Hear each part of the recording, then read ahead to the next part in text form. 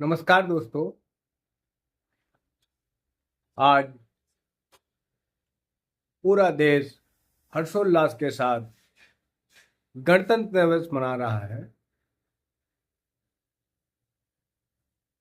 आज मुझे शुभ अवसर मिला है कि मैं आप सभी लोगों के बीच अपने कुछ विचार रखूं।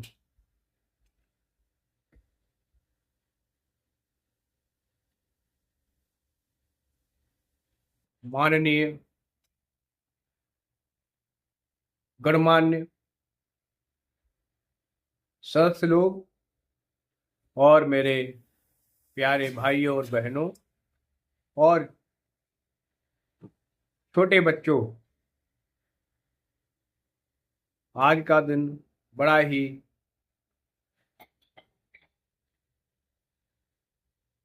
शुभ दिन है।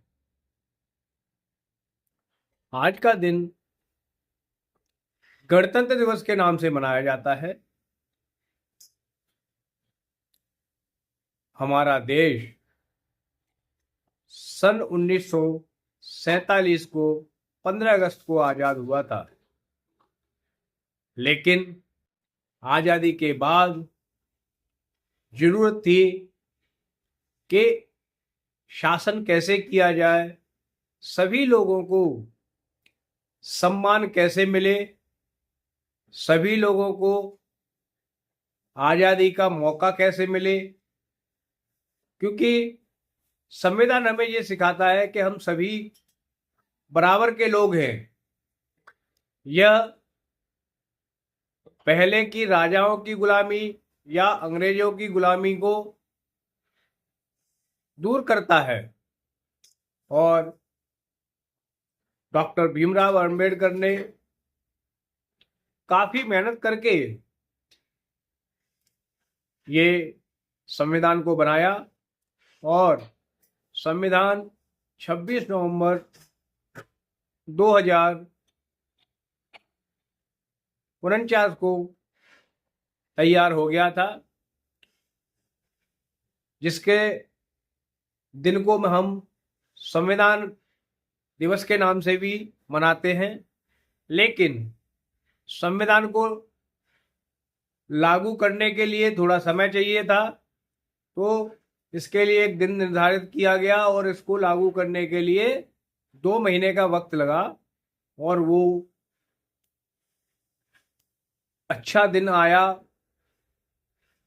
एक शुभ अवसर आया, जो 26 जनवरी 1950, जिसको हम गणतंत्र दिवस के नाम से जानते हैं। संविधान लागू होने के बाद सबको बराबरी का दर्जा मिला और जो पुराने रीति रिवाज थे, जिसमें लोगों को बंधुआ मजदूर बना के रखा जाता था, अत्याचार किए जाते थे, उससे आजादी मिली। तो अब मैं आपसे ये कहना चाहूंगा कि आजादी का दिन केवल एक जश्न मनाना नहीं है। हम सबको पहले तो ये याद रखना चाहिए कि आजादी हमें विरासत में नहीं मिली है। इसके लिए हमारे स्वतंत्रता सेनानी या हमारे देश के जो शहीद हुए हैं, उन्होंने बहुत बड़े बलिदान दिए हैं। ये आजादी पाने के लिए उन्होंने अपने परिवारों का समय दिया है, कीमती समय दिया है, जिस कारण से आज हम आजादी की एक अच्छी नीति समझ पा रहे हैं और उसमें आजादी में अच्छा सांस ले पा रहे हैं। लेकिन मैं बार बार यही कहूंगा कि आजादी का दिन या गणतंत्र दिवस वाला दिन केवल जश्न मनाने का नहीं है, ये सभी लोगों के लिए एक सीख भी है और हमें उस सब पर अमल करना चाहिए।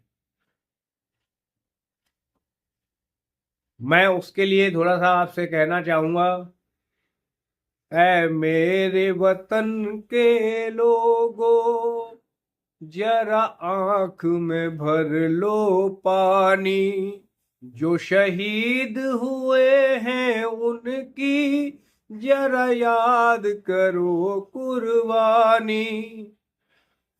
जो शहीद हुए हैं उन्होंने बहुत सारी कुर्बानियां दी हैं, तब ये आजादी का स्वर्णिम अवसर हमें मिला है।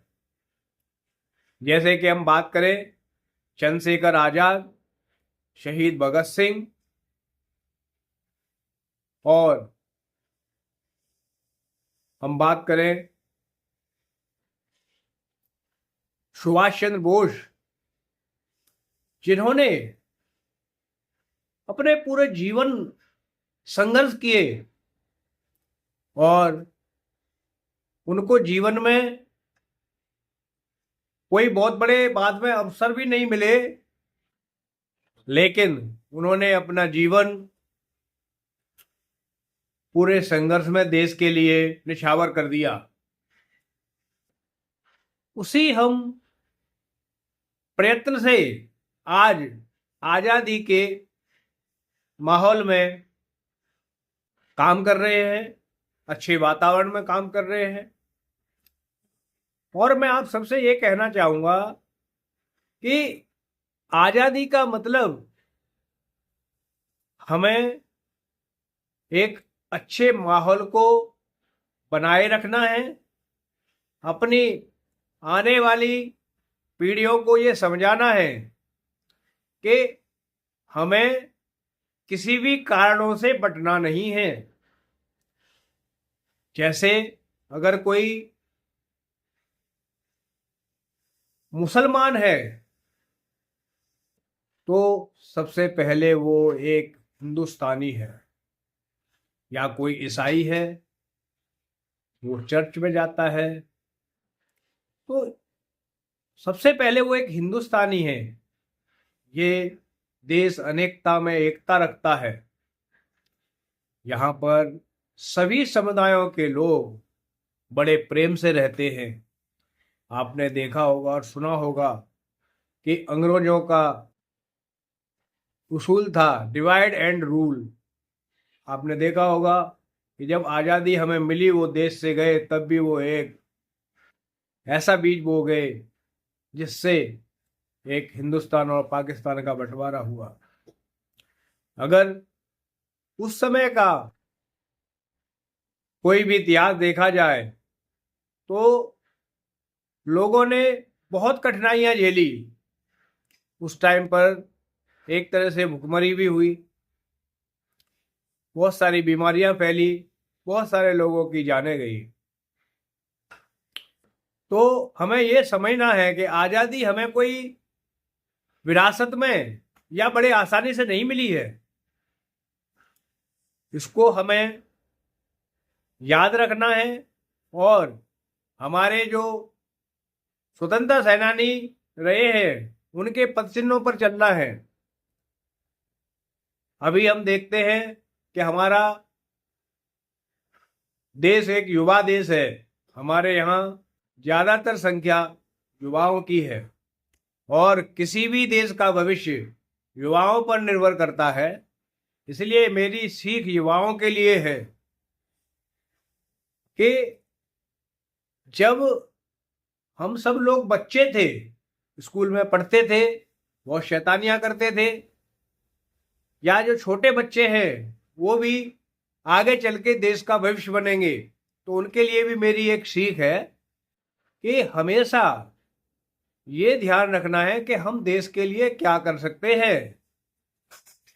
जनरली बच्चे अपने माँ बाप से, अपने स्कूल में,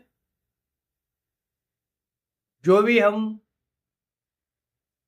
सोसाइटी में रहते हैं वहां पर भी अपने प्रियजनों से सबसे शिकायत ही तो अब तक करते आए हैं कि उस बच्चे ने मेरा जूता फाड़ दिया, मेरा मोजा फाड़ दिया, मेरी शर्ट फाड़ दी, मेरी पैंट फाड़ दी, मेरे शर्ट के ऊपर स्याही गिरा दी। लेकिन ये सब बातें जब तक बचपन में होते हैं केवल तब तक के लिए है। जब किसी भी युवा की उम्र 18 साल हो जाती है, वो वयस्क हो जाता है, समझदार हो जाता है, तो उस पर एक देश की जिम्मेवारी आती है, एक परिवार की जिम्मेवारी आती है, एक सोसाइटी की जिम्मेवारी आती है। तो हम सब लोगों को ये समझना पड़ेगा कि वो बच्चों के खेल थे, उस टाइम पर जो बच्चों की शिकायतें थी, उससे अब हमको बाहर निकलना है।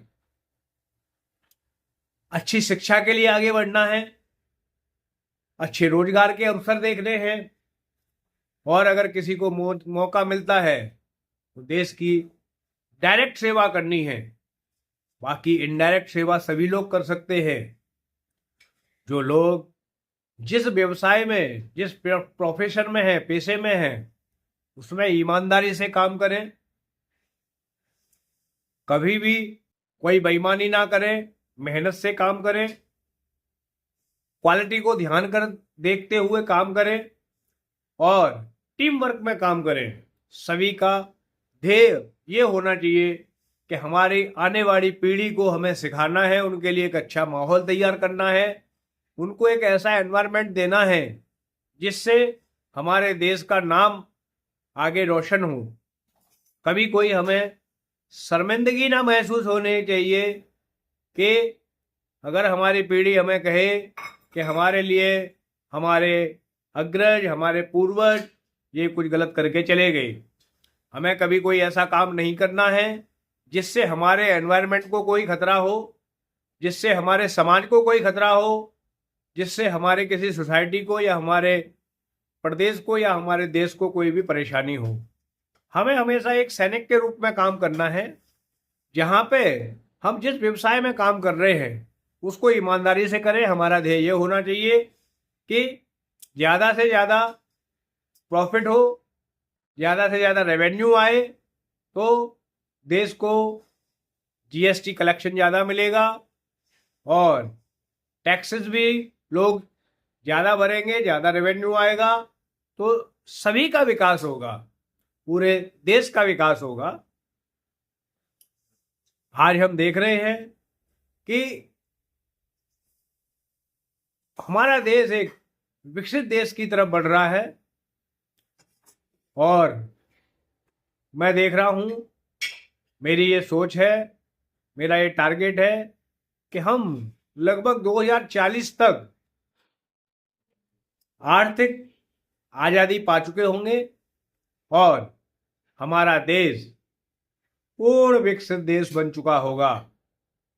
हमारे देश की अर्थव्यवस्था नंबर 1 पर आ चुकी होगी और हमारे देश की किसी भी क्षेत्र में जो तकनीकी है वो पूरे वर्ल्ड की नंबर 1 टेक्नोलॉजी होगी। सारे देश हमारी ओर देख रहे होंगे कि भारत बड़ी जल्दी से ही आगे बढ़ गया और आगे लगातार बढ़ रहा है।